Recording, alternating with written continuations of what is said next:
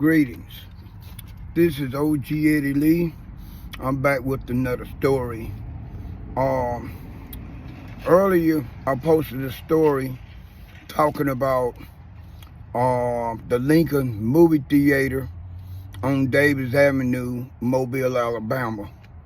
And I mentioned about three different things, or three different chronicle events that occurred during my short time visiting the Lincoln Theater. And I also mentioned that the Lincoln Theater wasn't a place that my mother wanted any of her children around or inside. So if it wasn't for me having an opportunity to visit my mother's second oldest sister, and if it wasn't for my mother's second oldest sister daughter, my first cousin, taking me to watch movies with her inside the Lincoln movie theater, I wouldn't have got an opportunity to watch any movies in the Lincoln Theater, because even though when I looked it up on Google, they say the Lincoln movie theater closed in 1976, and maybe it did, I know it wasn't accepting any patriots. Even though the Lincoln Theater on Davis Avenue had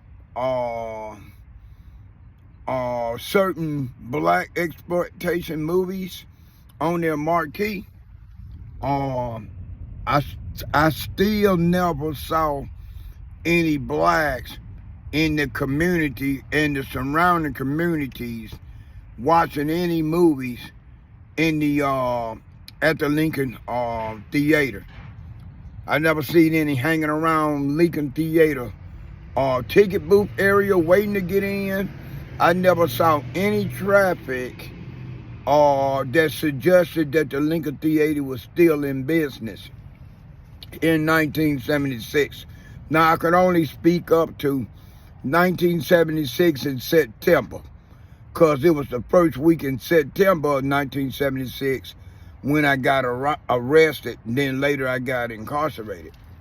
So I don't know what happened after I got arrested and incarcerated, but by what I saw on Google, it said that the Lincoln movie theater closed its doors in 1976.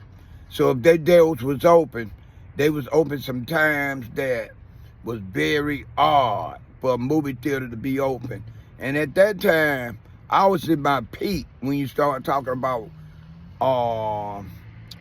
breaking the Jewish system laws, right? And I was also interacting on inside the pool hall on Davis Avenue. I was able to go in and out the Blue Room nightclub, which was on Davis Avenue and Monday Street, right? And I never attempted to hang out at the Ambit, aka Dodge City. It was so many killings that happened inside the Ambit and outside and around the Ambit. The Ambit was bad news. The Ambit was reputation was so notorious, it received this nickname Dodge City. Like Dodge City, I think that was Kansas back in the Western times, when Dodge City was having all these shootouts, you know, gunslingers against gunslingers. The Ambit received this nickname Dodge City, right? The boys I went to the Ambit was inside the front door. I liked the amount of pool tables that the Ambit had in it. The Ambit might have well been considered a pool hall for the amount of pool tables it had in it. But that was about the only attractions that attracted me to the Ambit move or the Ambit club. So I never kicked it inside the Ambit club, and I never went for the Ambit club front door.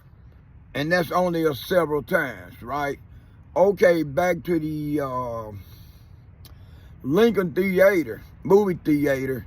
I want to just tell another story about, this will be like part 2 of the story that I told about the Lincoln Theater, part 1, which was talking about my first time seeing a professional prostitute turn a trick, even though I was too young to know what was going on at the time. If I'm not mistaken, I was 8, because it was in 1969, right? And even though my cousin told me something different, when I asked her, why was that woman sitting in that man's lap, it took me several years after the fact to realize I had witnessed my first trick. Okay, this here is different. This happened during one of the times I'm with the same first cousin. I want to make sure that my our listeners understand, or my viewers understand, that I only had one cousin that took me into the Lincoln Theater, movie theater. So all 3 times I went to the Lincoln Theater with the same cousin, the same first cousin, which was my mother's niece, my mother's second oldest daughter. All right, this particular time, my cousin asked me did I needed to go to the restroom before the movie started. I told her yes. I didn't ask her where the restroom was, because I could read a little bit at the time. So I got out of my seat, I walked up toward the entrance of the lobby. Once I reached the damn lobby, I started looking around, and I seen a sign that stated, men bathroom. Then I knew I was at the bathroom. When I opened the door, when I pushed the door forward, it was dark, right? I wasn't trying to walk in no dark bathroom, not knowing what awaited me. So I propped the door open with my foot, and I ran my hand on the left and the right side of the wall until I felt something like a light switch. When I felt that switch, I clicked that light on. When I clicked that light on, instead of looking over by the urinal, which was over to my right, and the toilet straight ahead, I did not. I just walked in. Once I walked in and the door closed behind me, I noticed the partition that separated the toilet and gave the toilet some kind of privacy. The little door that was surrounding it was gone. And I saw this guy sitting on the toilet. Now, what throwed me about this guy sitting on the toilet was that he had this scarf, where some today call a bandana, tied around his arm, and he was giving himself a shot in his armpit. That's the way I saw it. I saw this man giving himself a shot. I noticed the man wasn't dressed like a doctor. He didn't have on no kind of doctor clothes, none whatsoever. He had on military fatigues, army wear, right? Boots, army coat with some army pants on, right? So I assume he might have been an army vet. And to put things in more perspective, since this was in 1969, it's a good possibility this guy was a Vietnam vet. But he was sitting on his toilet and trying to give himself a shot, right? He looked over at me, eyes fire red cold, and he said, "Little nigga, step inside the door. If you're gonna take a pee, there's the urinal. Stop staring at me. I know your folks done taught you not to stare at strangers." At that point, I wasn't even trying to take a pee. At that point, I was ready to leave, right? But I walked over to the urinal, I zipped down my pants, and I really had to pee. So I took a pee. I wasn't wasting no time. I was about to walk out of the damn bathroom without washing my hands. And this same guy said to me,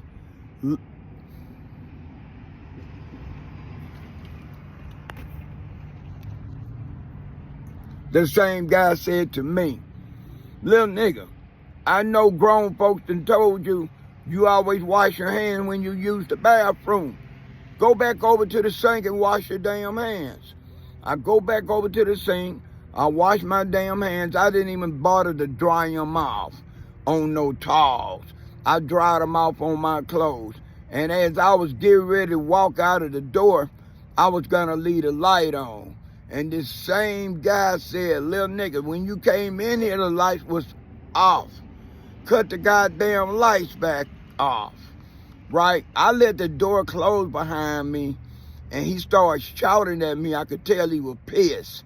I used my foot to prop the door back open, and I reached inside, and I turned the light off.